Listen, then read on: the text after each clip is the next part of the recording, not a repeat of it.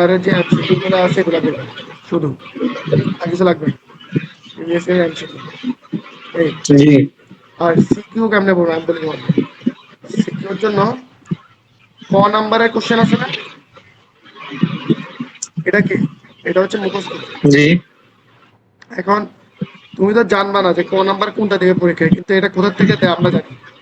এটা হচ্ছে তুমি বিগত বছরের যে বোর্ড পরীক্ষার প্রশ্নগুলো আছে, বিগত বছরের প্রশ্ন,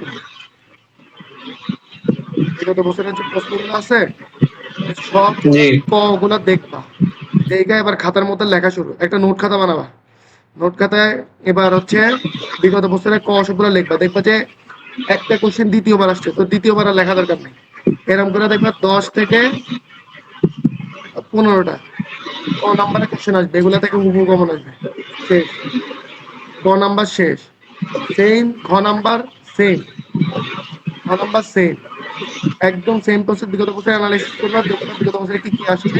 এরকম করে জি ধরো 5 থেকে 10টা কোশ্চেন দেখবা হচ্ছে আসছে, এর বাইরে আসে না। এরপর আসি গ নাম্বার। যেমন গতকালকে আমরা কি করছি, বিদ্যুতের চ্যাপ্টার পড়ছি না।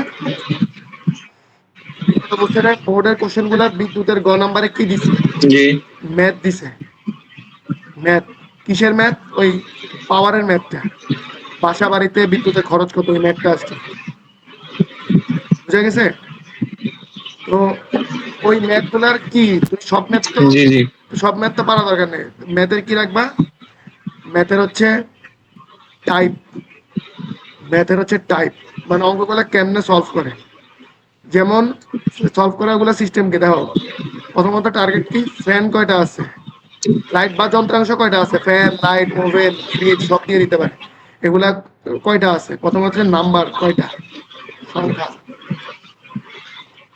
এরপর কাজ কি, এগুলার জি হচ্ছে পাওয়ার কত বা ক্ষমতা কত, এটা হচ্ছে জানা লাগবে। এগুলা দেওয়া থাকে, ক্ষমতা জানলা, সংখ্যা জানলা, ক্ষমতা জানলা। এটা আমার কি, পি টি বাই 1000, ঠিক না। এরপর হচ্ছে কত সময় ধরে চলে, এটা লেখা থাকে। দৈনিক কত ঘন্টা ধরে চলে, ধরো দৈনিক একটা সংখ্যা ঘন্টা ধরে চলে তারা, এই। তাহলে তোমার কোশ্চেন অনুযায়ী দৈনিক কত ঘন্টা, কোশ্চেন অনুযায়ী দেখো কি আছে, সংখ্যা। সংখ্যা এখানে হচ্ছে ধরো সংখ্যাকে আমি এন দিয়ে প্রকাশ করি, পি দিয়ে ক্ষমতা, আর কত ঘন্টা হচ্ছে টি। তাহলে দেখো এন, এন সংখ্যক সূত্রের সাথে পি ক্ষমতার মান দেওয়া থাকবে, টি এর মান জানা আছে, 1000 ভাগ করলে এটা আমাদের কি বাইরে হইলো, এটা আমাদের এনার্জি বাইরে হইলো ই, ঠিক না। কিসে বাইরে হচ্ছে, টি যদি ওয়াট হয়, টি যদি আওয়ার হয় তাহলে এটা হচ্ছে কিলোওয়াট আওয়ারে বাইরে হচ্ছে, যেটা মানে হচ্ছে ইউনিট। তাহলে 1 ইউনিট তোমার কত ইউনিট বিদ্যুৎ খরচ গেছে, সেটার হিসাব পাই গেছো না। এবার হচ্ছে যদি তোমাকে বলে যে খরচ, জি খরচ বলতে পারে, তাহলে 1 ইউনিটের দাম দেওয়া থাকবে, যে 1 ইউনিট বিদ্যুৎ বিলের দাম কত, কত টাকা, এটা দেওয়া থাকবে। দেওয়া থাকলে এবার তুমি তোমার এত ইউনিট খরচ হয়েছে, তাহলে 1 ইউনিটে হচ্ছে এত টাকা। তাহলে তোমার খরচ হয়েছে এত ইউনিটে কত টাকা। এই হচ্ছে এই টাইপের ম্যাথ সারা জীবন ক নাম্বারে আসে, ক নাম্বারে, ক নাম্বারে সবসময় আসে। এই কিছু আওয়াজ আসতেছে, এই মাইক, মাইক করে রাখো, মিউট করে রাখো। এবার হচ্ছে ঘ, ঘ নাম্বারে কিছু কোশ্চেন আছে। ফাইয়াজ, মিউট করো। Sorry sorry sorry mic off করতেছি ঘ নাম্বারে কিছু কোশ্চেন আছে, যে বাসা বাড়িতে কোন ধরনের সার্কিট ব্যবহার হয়। তো বাসা বাড়িতে কি ধরনের সার্কিট ব্যবহার হয়, সমান্তরাল, প্যারালাল, এই যে এই ধরনের সার্কিট ব্যবহার হয়, ঠিক আছে। তো বাসা বাড়িতে এই ধরনের সার্কিট ব্যবহার হয়, এটা নিয়ে ব্যাখ্যা লিখবে, এটা ব্যাখ্যা গাইডে দেওয়া আছে, এটা আসে ঘয়ে। আর ফিউজ নিয়ে একটা কোশ্চেন আসে। এরকম বিগত বছরে কোশ্চেন অ্যানালাইসিস করে দেখবা যে কি কি আসে। আইসা এগুলো একটা নোট বানাবা, দেখবা সার সংক্ষেপ বেশি তো থাকবে না, দেখবা 10, 12, 15 পেজের মধ্যেই মোটামুটি সব শেষ। এই তোমার সিকিউর কাজ হচ্ছে এটা, বিগত বছরের কোশ্চেন অ্যানালাইসিস, এমসিকিউ বিগত বছরের কোশ্চেন অ্যানালাইসিস। কাজ হচ্ছে দুইটার অ্যানালাইসিস যে করলা, অ্যানালাইসিস থেকে কি বের হচ্ছে, একটা নোট বের হচ্ছে। এই নোট কখন পড়বা? এই নোট পড়বা হচ্ছে পরীক্ষার আগের রাতে। পরীক্ষার আগের রাতে এত পড়ার টাইম নেই, এত বই পড়ার টাইম নেই। এটা হচ্ছে পরীক্ষার আগের রাতে পড়বা, পরীক্ষা আগের রাতে। তোমার নিজের করা নোট উল্টায় যাবে আগের রাতে। এটা হচ্ছে পড়ার সিস্টেম। এখন আমি তোমাকে পরীক্ষার জন্য পড়া দিচ্ছি, ধরো চ্যাপ্টার 11 পড়া দিচ্ছি। এখন চ্যাপ্টার 11 তোমাকে আমি এমসিকিউ নিচ্ছি পরীক্ষায়, প্লাস সিকিউ নিচ্ছি। তুমি এই নোটটা যে বানাইলা, নোট বানানোর পর প্রথম নোটের পরীক্ষা ভালো হবে না, ফার্স্ট টেস্টের পরীক্ষা অ্যাভারেজ আসবে। যেমন গত পরীক্ষা তুমি পেয়েছো 25, সেকেন্ড যখন পরীক্ষা নিব তোমার এই নোটটা আবার পড়বা, নোটটা আবার পড়া হবে। সেকেন্ড টেস্টে দেখবার নাম্বার টার্গেট হচ্ছে তোমার 30 থেকে 35 উঠবে। থার্ড যখন টেস্ট দিবা তখন উঠে যাবে 40 থেকে 45। মেইন পরীক্ষায় নাম্বার 50-এর কাছাকাছি চলে যাবে, 50-এর একদম কাছাকাছি চলে যাবে। এভাবে হচ্ছে পড়ার সিস্টেম। তাহলে আমি তোমাকে বলতেছো প্রেশার হচ্ছে, তাহলে তুমি কি করবা? তুমি ধরো আজকে আমি ধরো চ্যাপ্টার 1 পড়াইলাম, চ্যাপ্টার 1 আমি পড়ানোর পর তোমার কাজ কি? ফার্স্টে হচ্ছে টিচার কি পড়াইতেছে এটা হচ্ছে দেখা, টিচারের পড়ানো। 2 নম্বর কাজ কি? 2 নম্বর কাজ হচ্ছে নিজে একবার রিডিং পড়া, নিজে রিডিং পড়া।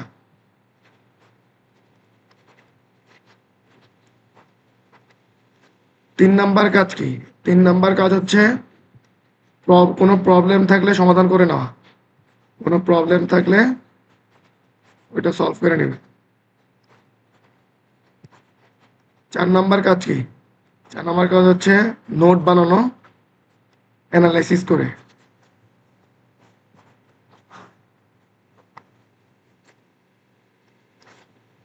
অ্যানালাইসিস কিসের থেকে হবে? প্রিভিয়াস ইয়ার থেকে, previous year.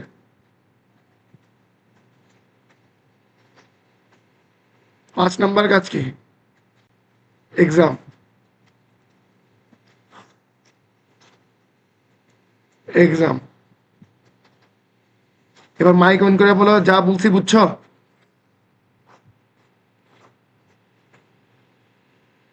Hello, Yes, boss.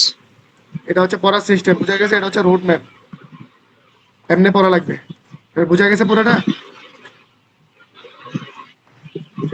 ওকে, তাহলে তোমার এটা হচ্ছে টার্গেট। এই যে এতগুলো পড়া। এটা হচ্ছে সিস্টেম, এটার দায়িত্ব আমার, আমি পড়াবো। এটার দায়িত্ব তোমার, প্রবলেম সলভ। এটা হচ্ছে তুমি আমার থেকে সলভ করে নিও, ঠিক আছে? এটা বলা যায় এটা আমার দায়িত্ব। তাহলে এই দুটো টিচারের দিয়ে বাদ করে গেল।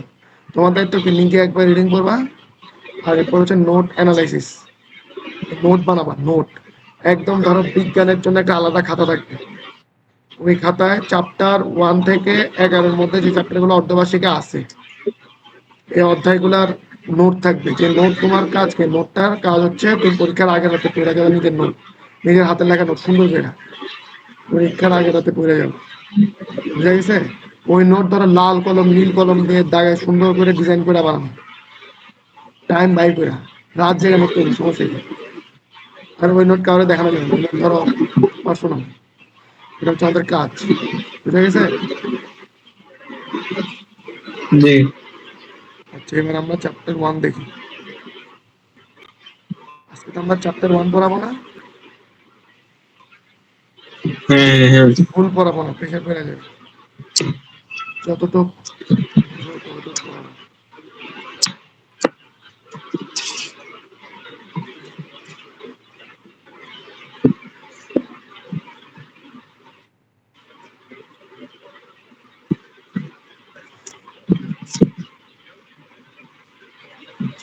চ্যাপ্টার 1,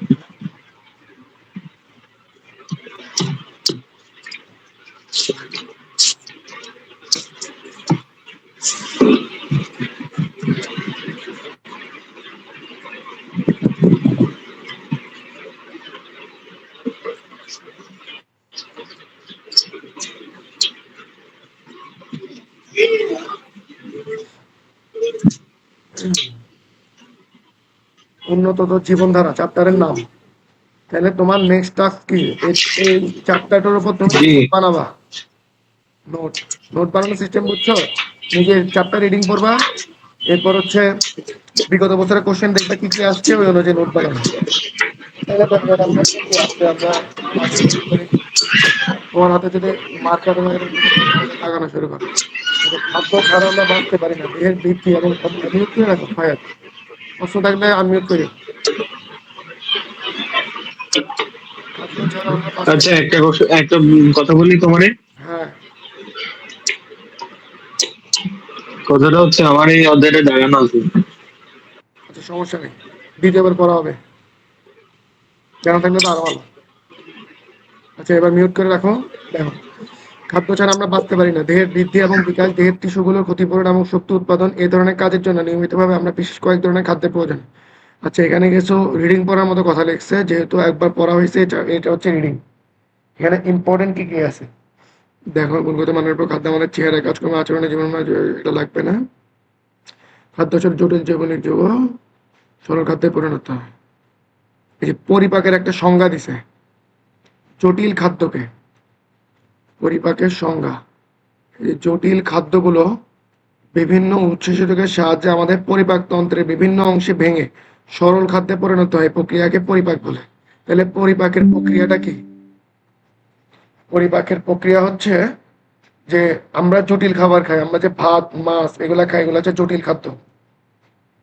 জটিল খাদ্য, এটাকে পরিপাক হচ্ছে এমন একটা প্রক্রিয়া, যে প্রক্রিয়ার সাহায্যে জটিল খাদ্যকে রাসায়নিকভাবে বিভিন্ন উৎসেচক বা এনজাইম, আমাদের বিভিন্ন বডিতে বিভিন্ন ধরনের এনজাইম আছে, এর রস খরিত হয়, ফলে জটিল এই খাবারগুলা সরল খাদ্যে পরিণত হয়।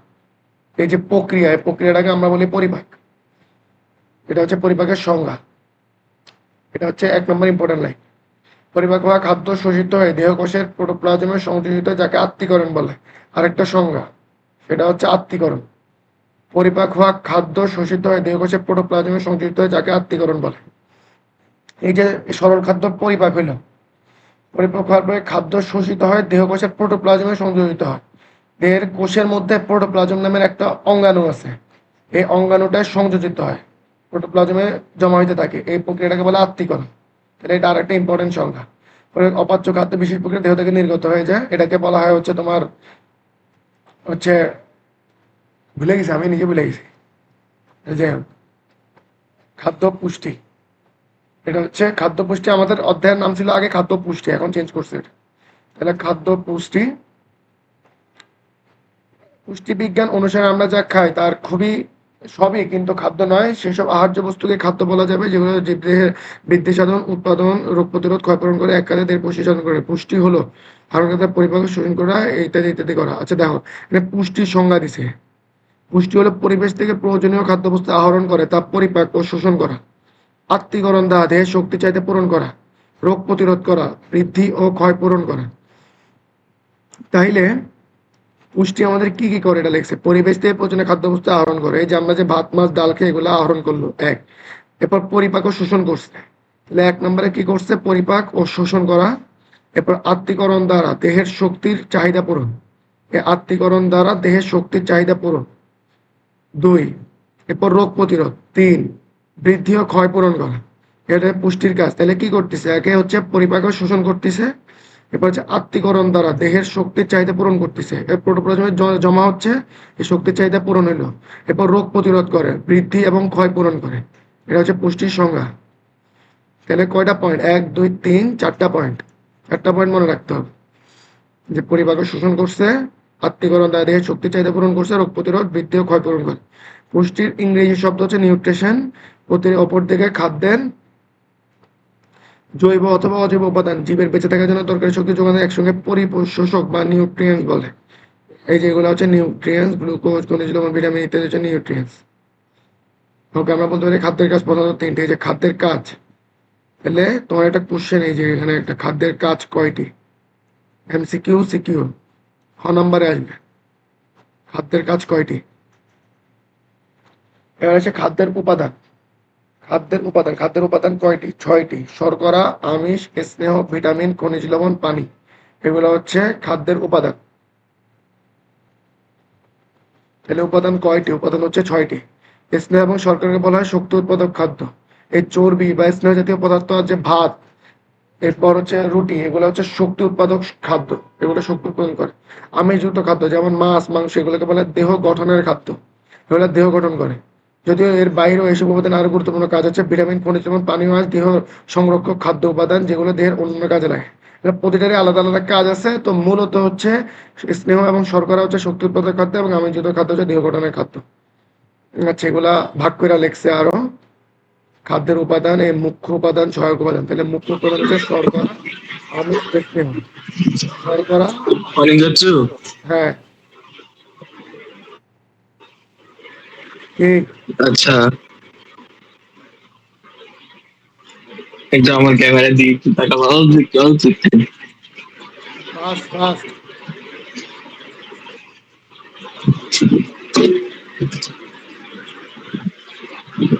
শর্করা এবং স্নেহ, পরে মনোযোগ দাও। শর্করা এবং স্নেহ এগুলো হচ্ছে শক্তি উৎপাদন করে, তার জন্য এগুলো হচ্ছে মুখ্য উপাদান। আর আমিষ হচ্ছে দেহ গঠনকারী, তার জন্য এই তিনটা হচ্ছে মুখ্য উপাদান, আর সহায়ক উপাদান হচ্ছে বাকি চারটা। বুঝে গেছে? সত্যি ইম্পর্টেন্ট না। এই মূলত খাদ্যের উপাদান হচ্ছে এই 6টা। আর এখন ইদানিং এ যোগ হয়েছে, এটা নতুন যুক্ত করা। এটা হচ্ছে সেলুলো ইয়ে হচ্ছে ফাইবার আর কি, ফাইবার জাতীয় পদার্থ। খাদ্য এগুলো গুরুত্বপূর্ণ। হুম। আচ্ছা, এবার হচ্ছে এবার প্রতিটা খাদ্য উপাদান আলাদা আলাদা করে বর্ণনা দিছে। যেমন শর্করা বা কার্বোহাইড্রেট, ইংলিশে বলে কার্বোহাইড্রেট।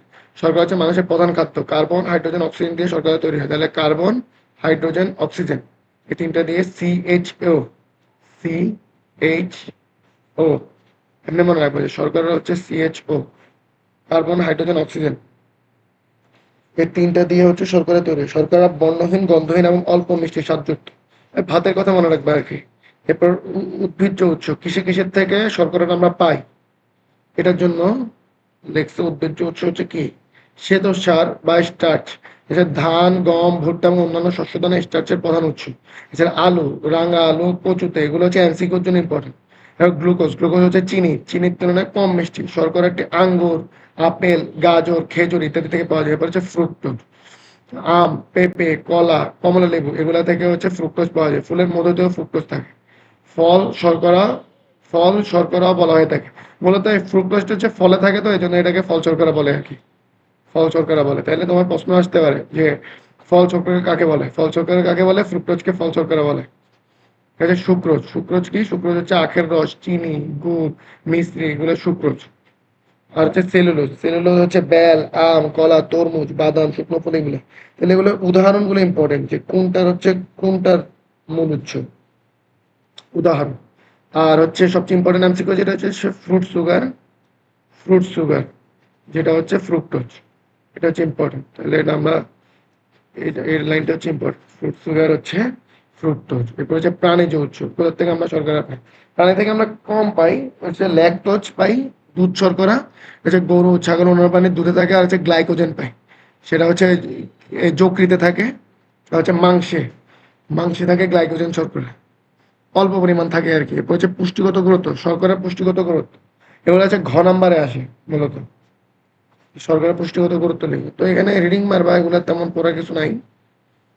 আমরা এখানে কি লিখছে তাও দেখি। আমাদের শরীরে পুষ্টিতে শর্করা অনেক শরীরের কর্মক্ষমতা বাড়ায়, তাপ শক্তি উৎপাদন করে। জীব দেহে মেটাবলিক কাজের জন্য যে শক্তির প্রয়োজন হয় সেটা কার্বোহাইড্রেট জাতীয় খাদ্য জারণের ফলে উৎপন্ন হয়।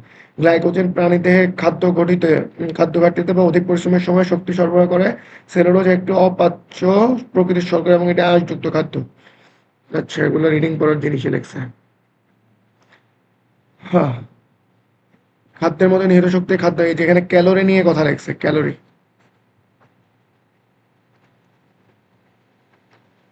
বাট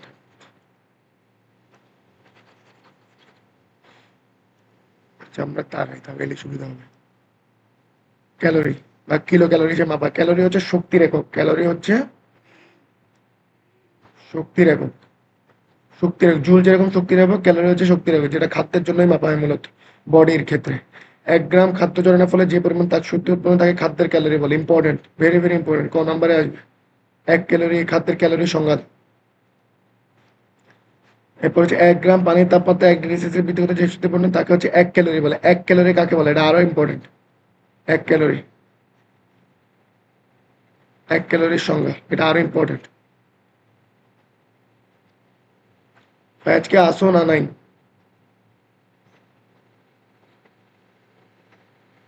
আনমিউট করে ইয়েস স্যার বলে যাওগা। হ্যালো। Yes boss. ওকে, তাহলে আছে, আমরা আগাই। এই যে 1000, তাহলে এখানে আমাদের 1 ক্যালোরির যে প্রশ্নটা আছে এটা হচ্ছে ভেরি ভেরি ইম্পর্টেন্ট। সেটা হচ্ছে পানির তাপমাত্রা 1 ডিগ্রি সেলসিয়াস বৃদ্ধির জন্য যে শক্তির প্রয়োজন হয় সেটা হচ্ছে 1 ক্যালোরি। এটা হচ্ছে একটা মাপ আর কি, যে পানি নিবা, পানি নিয়া ওটা তাপমাত্রা 1 ডিগ্রি সেলসিয়াস বাড়াইতে যে পরিমাণ শক্তিটা লাগতেছে ওই পরিমাণ শক্তিটাই হচ্ছে 1 ক্যালোরি। 1000 ক্যালোরি সমান হচ্ছে 1 কিলো ক্যালোরি বা 1 খাদ্য ক্যালোরি। ফুড ক্যালোরি, খাদ্যের ক্যালোরিকে ক্যালোরি দিয়ে বোঝানো হয়, যে এটা ইম্পর্টেন্ট এমসিকিউর জন্য। কিলো ক্যালোরি হচ্ছে খাদ্যের ক্যালোরিটা, মানে 1 খাদ্য ক্যালোরি বলে কাকে? খাদ্য ক্যালোরি, সেটা হচ্ছে 1 কিলো ক্যালোরি, 1 কিলো ক্যালোরি। উদাহরণ দেওয়ার জন্য বলেছে শর্করা প্রোটিনের ক্যালোরি পায় আইজি, এগুলো হচ্ছে এমসিকিউ। কোনটায় কত ক্যালোরি বলে দিছে, যে উদাহরণ দেওয়ার জন্য শর্করা এবং হচ্ছে প্রোটিনের ক্যালোরি পাওয়া যাচ্ছে 8 কিলো ক্যালোরি পার গ্রাম। স্নেহ জাতীয় খাদ্য অর্থাৎ ফ্যাটের ক্যালোরি, ফ্যাটের যে ক্যালোরি সেটা হচ্ছে 9 কিলো ক্যালোরি পার গ্রাম। মানে শর্করা বা প্রোটিন হচ্ছে 4 কিলো ক্যালোরি। দেখো স্নেহ জাতীয় বা ফ্যাটের কিন্তু বেশি, সবচেয়ে বেশি, এটা মনে রাখবে যে চর্বির শক্তির পরিমাণ সবচেয়ে বেশি, 9 কিলো ক্যালোরি পার গ্রাম। একটা খাদ্যের খাদ্য ক্যালোরি বলতে বোঝায় খাদ্যটি সম্পূর্ণভাবে জারণ হলে কতখানি শক্তি বের হবে। একজন পূর্ণবয়স্ক মানুষের দৈনিক প্রায় 2500 কিলো ক্যালোরি এবং একজন নারীর 2000 কিলো ক্যালোরি সমপরিমাণ খাওয়া প্রয়োজন। এখন আমরা যে মোটা হই এটা হচ্ছে আমরা হচ্ছে 2500 কিলোক্যালোরির বেশি খাই। তা আমরা 2500 কিলোক্যালোরি যখনই বেশি খাই ওইটা আমাদের বডিতে জমা হয় কি হিসেবে? চর্বি হিসেবে। তখন আমরা মোটা হইতে থাকি। যদি আমরা 2500 কিলোক্যালোরি কম খাই তাহলে আমরা চিকন হব। তোমার ওজন কত? ওজন, ওজন ছেলেদের ওজন জিজ্ঞেস করতে নাই।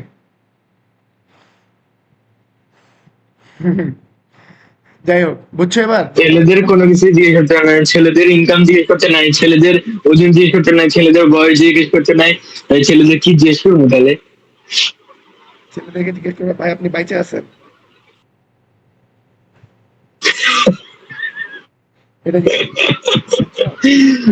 বুঝছো? আচ্ছা দেখো, সেই একজন একজন পূর্ণবয়স্ক পুরুষ মানুষের 2500 কিলোক্যালোরি লাগে।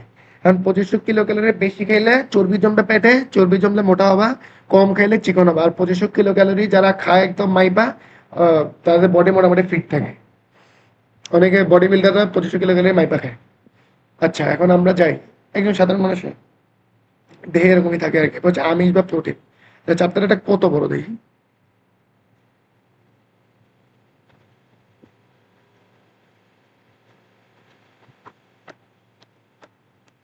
খারাপ না তো, ভালোই তো বড়, 29 পৃষ্ঠা। আজকে আমরা আসবো কত পর্যন্ত? আজকে আমরা দেখি এই তুমি একটু তুমি আজকে তাহলে বিএমআই পর্যন্ত পড়ো, 14 বডি মাস 15 ইন্ডেক্স পড়াবো। পর্যন্ত। এই যে এতটুকু পড়াবো, হ্যাঁ, এই যে এতটুকু। ঠিক আছে, এতটুকুই পড়ায়। হ্যাঁ কারণ এই চ্যাপ্টারটা 2 দিন লাগবে শেষ করতে। হ্যাঁ, নাহলে আমরা 3 দিনেও করতে পারি। স্লো গেলাম, ভালো বুঝলাম।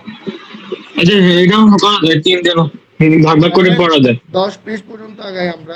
6, 8, 9 নম্বর তো এই এতটুকু পর্যন্তই পড়ে 10। ওকে ঠিক আছে।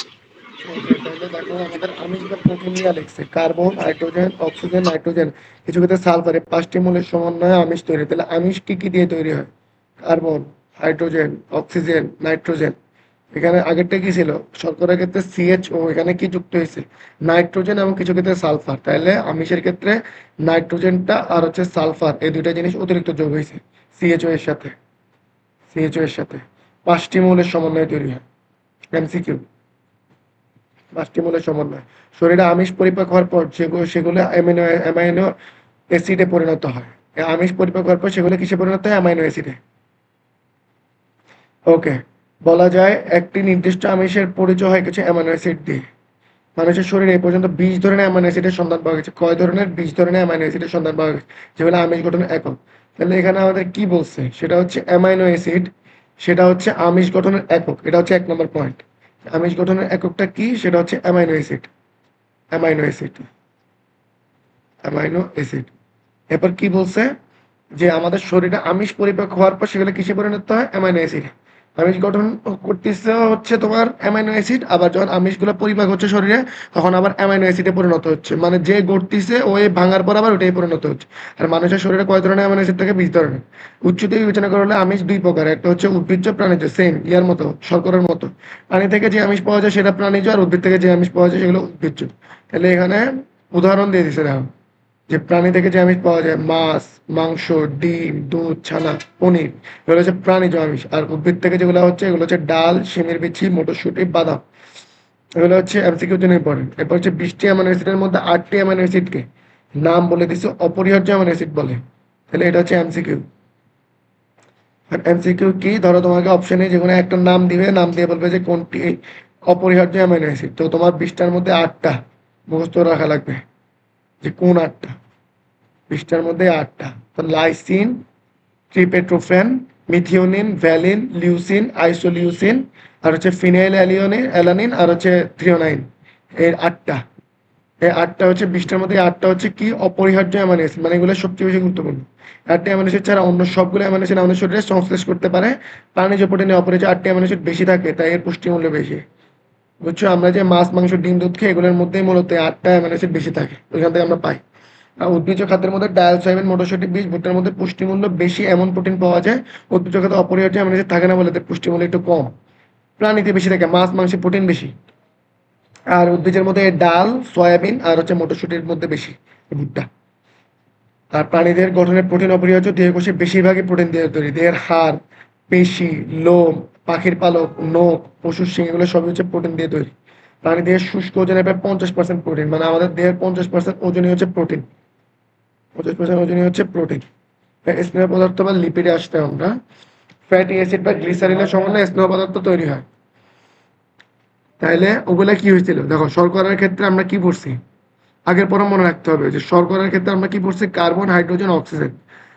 এরপর তোমার হচ্ছে প্রোটিনের ক্ষেত্রে কি পড়ছে? Carbon, hydrogen, oxygen, nitrogen, sulphur. আর স্নেহের ক্ষেত্রে কি আসছে? স্নেহের ক্ষেত্রে আসছে ফ্যাটি অ্যাসিড আর হচ্ছে গ্লিসারলের সমন্বয়ে স্নেহ পদার্থ গঠিত হয়। খাবারে প্রায় 20 ধরনের ফ্যাটি অ্যাসিড পাওয়া যায়। কঠিন স্নেহ পদার্থকে আমরা বলি চর্বি। চর্বি হচ্ছে যেগুলো কঠিন। চর্বি হচ্ছে সম্পৃক্ত ফ্যাটি অ্যাসিড, সম্পৃক্ত, কঠিন। সাধারণ তাপমাত্রা, চাপ, এগুলো কঠিন অবস্থা থাকে। মাছ কিংবা মাংসের চর্বি, যেসব স্নেহ পদার্থ তরল, সেগুলোকে বলি তেল। তেল হচ্ছে অসম্পৃক্ত ফ্যাটি অ্যাসিড। তাহলে চর্বি কি? সম্পৃক্ত, শক্ত। আর তেল কি? লিকুইড বা তরল, তার জন্য এটা হচ্ছে অসম্পৃক্ত ফ্যাটি অ্যাসিড। সাধারণ তাপমাত্রা, চাপে এগুলো তরল থাকে। সয়াবিন তেল, সরিষার তেল, এগুলো। এটা হচ্ছে এগুলোর উৎস সেম, যে উদ্ভিজ্জ আর প্রাণীজ, মানে হচ্ছে উদ্ভিদ থেকে কোনটা পাওয়া যায়, প্রাণী থেকে কোনটা পাওয়া যায়। প্রাণী থেকে চর্বি সহ মাংস, ঘি, পনির, ডিমের কুসুম, এগুলো হচ্ছে প্রাণীজ। এগুলো তার জন্য ডাক্তাররা ইয়ার সময় নিষেধ করে, হার্টের হার্টের রোগ হলে এগুলো খাওয়া নিষেধ করে দেয়। আর হচ্ছে উদ্ভিজ্জ হচ্ছে বিভিন্ন রকম উদ্ভিদ থেকে তেল পাওয়া যায়, যেমন সরিষা, সয়াবিন তেল, আর কি তেল জাতীয় জিনিস যেখান থেকে পাওয়া যায়। নারিকেল তেল, সূর্যমুখী তেল, পাম অয়েল, এগুলো। কাজু বাদাম, পেস্তা, বাদামের মধ্যে, চীনা বাদামের মধ্যে স্নেহ পদার্থে ভালো উচ্চ থাকে। এখন স্নেহ পদার্থের কাজ কি কি? কাজ, স্নেহ পদার্থ সবচেয়ে বেশি তাপ এবং অন্যান্য শক্তি উৎপন্ন করে। আমরা পড়ছি না স্নেহ পদার্থ কি পরিমাণ শক্তি উৎপন্ন করে? সেটা হচ্ছে 900 কিলো ক্যালোরি। আমরা আগে পড়ে আসছি কিন্তু, এই যে 9000 ক্যালোরি পার গ্রাম, 9 কিলো ক্যালোরি। এরপর হচ্ছে দেহের পুষ্টি এবং বৃদ্ধির জন্য স্নেহ পদার্থ অতি গুরুত্বপূর্ণ। স্নেহ পদার্থ দেহ থেকে তাপের অপচয় বন্ধ করে এবং ভবিষ্যতের জন্য খাদ্য ভাণ্ডার হিসেবে জমা করে। তুমি যখন কয়েকদিন ধরে রোজার মধ্যে যখন খাও না, সকাল থেকে সন্ধ্যা পর্যন্ত, তখন তোমার চর্বি গলা শুরু হয়। এই চর্বির মধ্যে যে শক্তি জমা থাকে, এই শক্তিগুলাই গলে গলে এরপর তোমার মোটামুটি কষ্ট একটু কম লাগে। ওখানে এই ভবিষ্যতের জন্য খাদ্য ভাণ্ডার বলে, এই জন্য চর্বি খায়। এরপর ত্বকের মসৃণতা, সজীবতা বজায় রাখে, চর্মরোগ প্রতিরোধ করে। আর যেসব ভিটামিন এ, ডে, ই, কি, এটা স্নেহ জাতীয় পদার্থের দ্রবণী। এই যে কোন কোন ভিটামিন স্নেহ পদার্থের দ্রবণী, এটা মনে রাখবা। মনে রাখবা, স্নেহা, স্নেহা হচ্ছে AKED, এটা মনে রাখবা।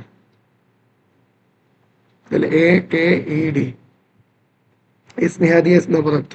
এই ভিটামিনগুলো দ্রবণীয়, মানে এগুলো হচ্ছে মিশে যায়।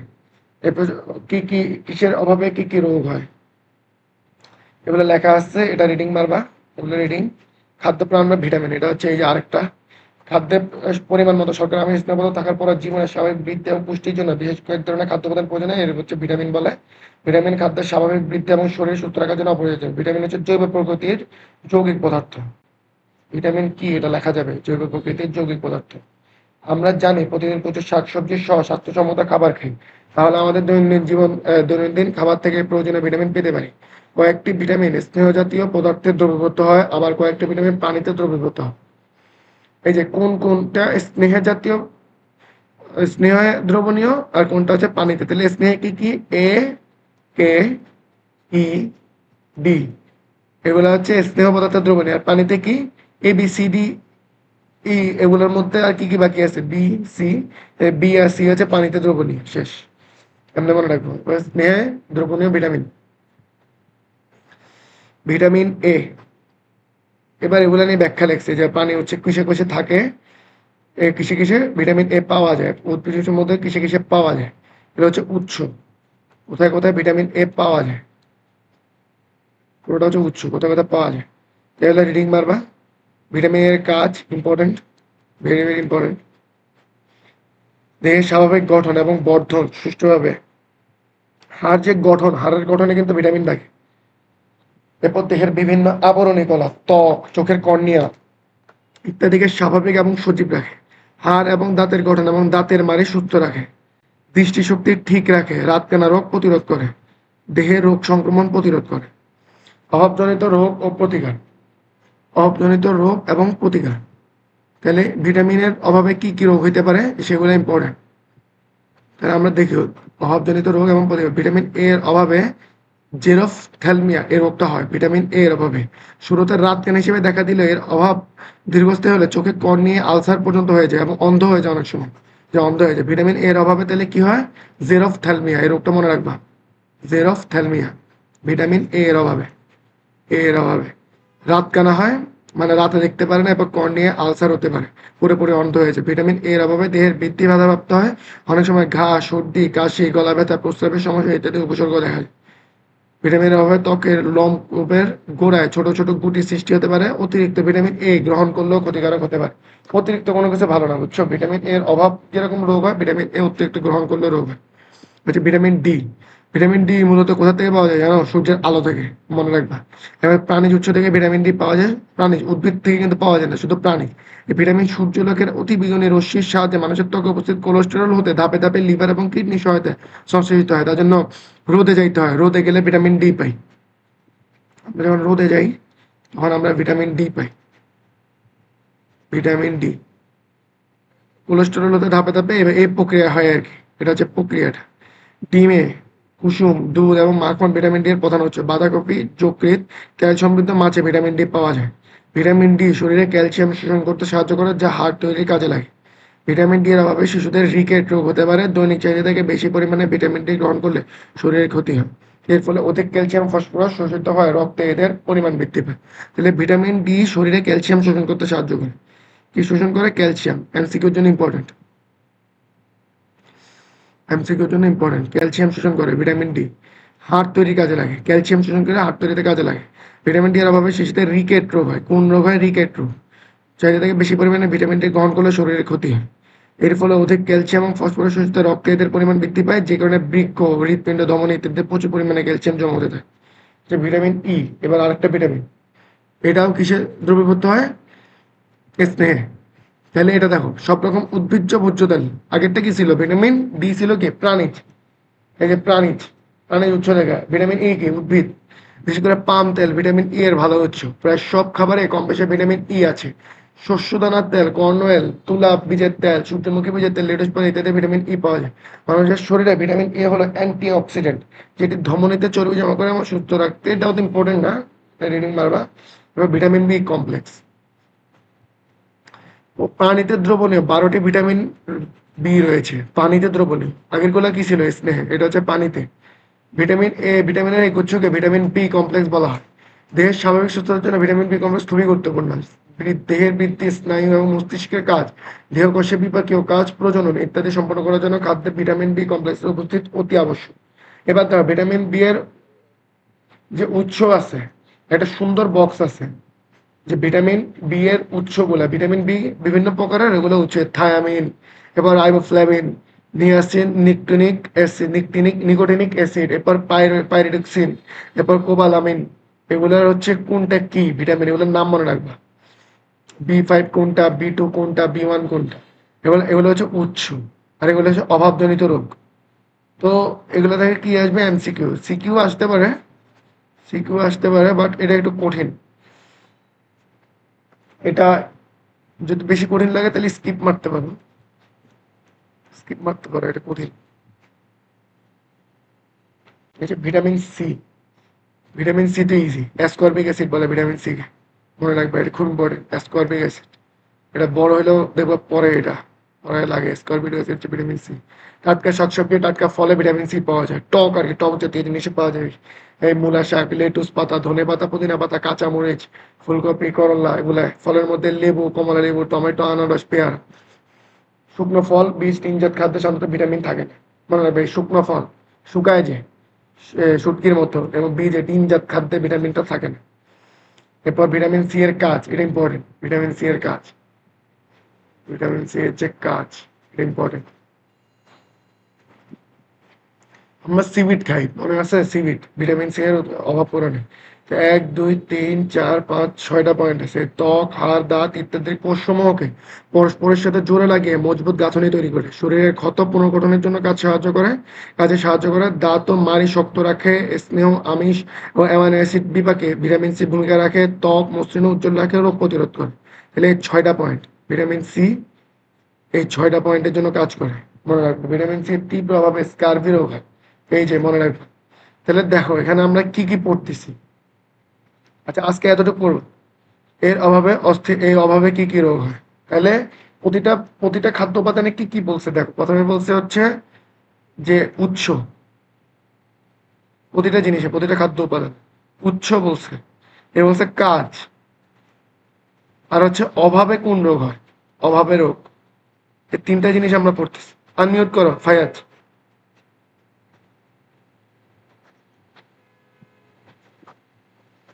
হ্যালো, হ্যাঁ বলো। বুঝা গেছে যা পড়াইছি এতক্ষণ? হ্যাঁ হ্যাঁ বুঝা গেছে। শিওর?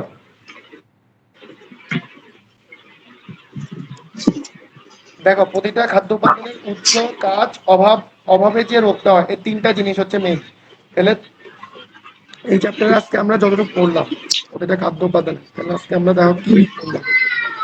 1 নাম্বার হচ্ছে পুষ্টির সংজ্ঞা বললাম, এখানে পুষ্টির সংজ্ঞা। এরপর হচ্ছে আত্তীকরণের সংজ্ঞা বললাম। এরপর কাজ করলাম, খাদ্যের উপাদান কয়টি এবং কি কি, একটা ছক করলাম। এই যেখানে একটা ছক করছি। এরপর এই খাদ্য উপাদান যে 6টা মূল উপাদান আছে, এগুলোর ব্যাখ্যা করছি, কি কি আছে ব্যাখ্যা, কি দিয়ে গঠন হয়। এই যে এগুলা কি কি দিয়ে গঠন, এই যে এখানে গঠনটা আছে, গঠন। এরপর কি দিছে, উৎস, এই যে উৎস। এরপর কি, গুরুত্ব বা কাজ।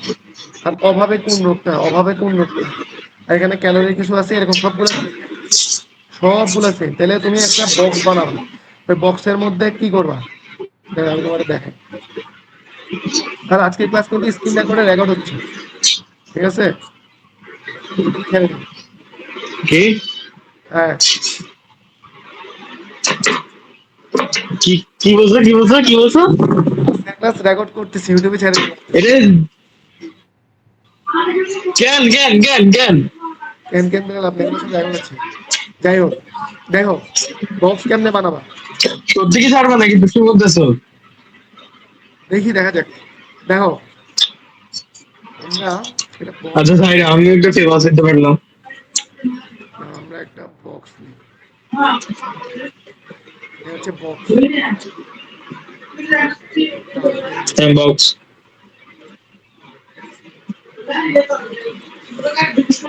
এটা ধরো আমাদের কয়টা খাদ্য উপাদান আছে, এই বক্সটা বড় করলে ভালো হতো।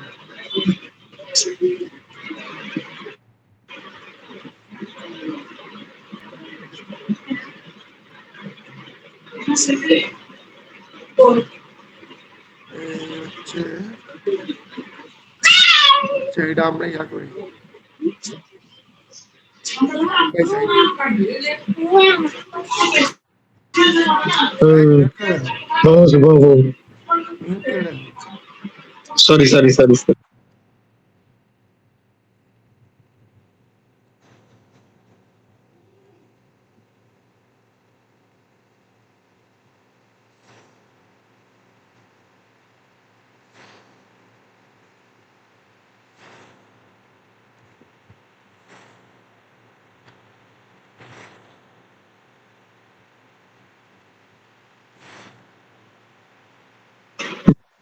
তো বক্স দেখানোর দরকার নাই, খালি শুধু শুধু বললো কয়টা ঘর করবো এরকম বলে দাও। না আমি তোমাকে দেখাই,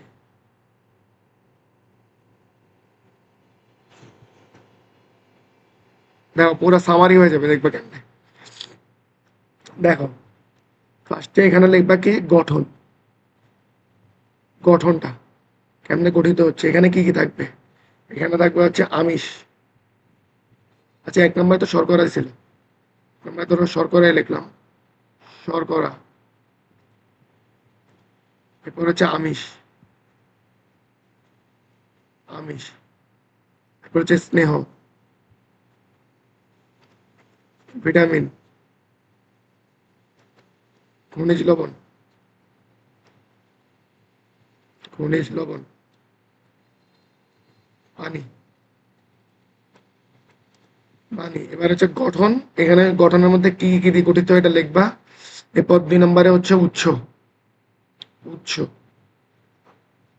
এরপর হচ্ছে গুরুত্ব বা কাজ, গুরুত্ব বা কাজ। আর এরপর হচ্ছে রোগ হয়, অভাবে যে রোগগুলো হয়। এই পুরো সামারি হয়ে যাবে। এই সেম একটা বক্স আবার কিসের জন্য হচ্ছে, ভিটামিনের জন্য আবার আলাদা একটা বক্স হবে, যেটার মধ্যে সেম দিবা, সেম হবে, শুধু এখানে লাগাতে vitamin A B C D এরকম। এরপর হচ্ছে তোমার হচ্ছে ওই স্নেহ কোনটা, আর কোথাও আলাদা করলে যে স্নেহ যেগুলো সেটা এ কে ইডি, এগুলো হচ্ছে স্নেহ দ্রবণীয়, আর বি আর সি হচ্ছে পানিতে দ্রবণীয়। তো উপরে জাস্ট লেখা দেবা যে স্নেহ দ্রবণীয়, এখানে লেখা দেবা পানিতে দ্রবণীয়। বুঝা গেছে বক্স, বুঝা গেছে? জি জি বুঝে গেছে। তাহলে আজকে আমাদের চ্যাপ্টার মানে এতটুকু পড়া। নেক্সট দিন হচ্ছে আমাদের নেক্সট প্রাইভেট কবে? আজকে কি বার, মঙ্গলবার না? আজকে হচ্ছে পরশু দিন। পরশু দিন। পরশু দিনের মধ্যে তুমি আমাকে নোট সাবমিট করবে যতটুকু পড়াইছি। বক্স হচ্ছে সংজ্ঞা ওকে। থাকবে, সংজ্ঞা থাকবে, আর হচ্ছে এই প্রতিটার আলাদা আলাদা করে বক্সের যে ডাটাগুলো আছে এগুলো থাকবে। আর নেক্সট দিন বলের উপর পরীক্ষা হবে, খুব ছোট পরীক্ষা, পরীক্ষার সিলেবাস খুব ছোট। সেটা হচ্ছে বিগত বছরের 24 সালের যে কোশ্চেন গুলো আছে বলের, বলের 24 সালের প্রশ্নের উপর পরীক্ষা, শুধু 2024 সালের যে বলের কোশ্চেন আছে ওটার উপর অল্প পড়া। Please repeat again. বল আছে না, বলের অধ্যায়, হুম। বলের হচ্ছে বলের অধ্যায় যেটা আছে ওইটা হচ্ছে 24 সালের যে কোশ্চেন গুলো আছে বোর্ডের, ওই কোশ্চেন গুলোর উপর পরীক্ষা। 20 মিনিটের একটা এক্সাম, আবার মাত্র 20 মিনিটের এক্সাম, সিরিয়াস। এমসিকিউ। এমসিকিউ হইতে পারে, সিকিউ হইতে পারে। আচ্ছা এমসিকিউ যাও, ভাই তোমার যে কি তুমি এক কাজ করিও 24 সালের, তুমি আমাকে বোর্ডের বোর্ডের সব এমসিকিউ গুলো ছবি পাঠাবা বল অধ্যায়, সব এমসিকিউ গুলো ছবি পাঠাবা বল অধ্যায়। ভাই আলাদা আলাদা করে কেমনে পারামু? কেন আলাদা কেন, একসাথে সব সিরিয়াল হয়ে আছে না?